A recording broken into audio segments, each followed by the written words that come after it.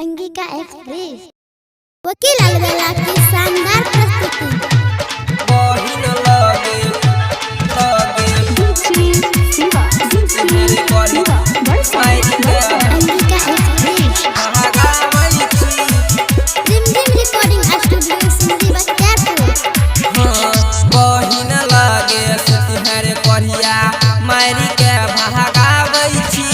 बहिन लगे सुतिहर करिया मायरी के भागावई छी।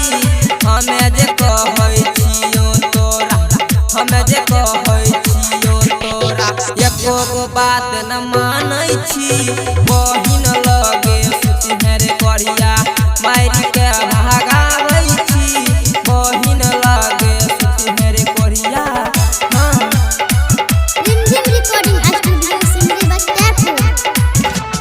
डीजे सनी भड़सन अंगिका एक्सप्रेस एकर छोटकी बहिन देखी घर में सबके सिखावै छै गे। घर में सबके सिखावै छै चोरी छिनारी के इल्जाम मई चोरी छिनारी के इल्जाम मई हमरा पर लगावै छै।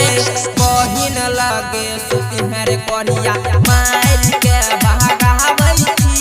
बहिन लगे सुतिहर करिया DJ Shiva Badsam Rimjhim recording studio Sindhi Bakhtiyarpur. Angika express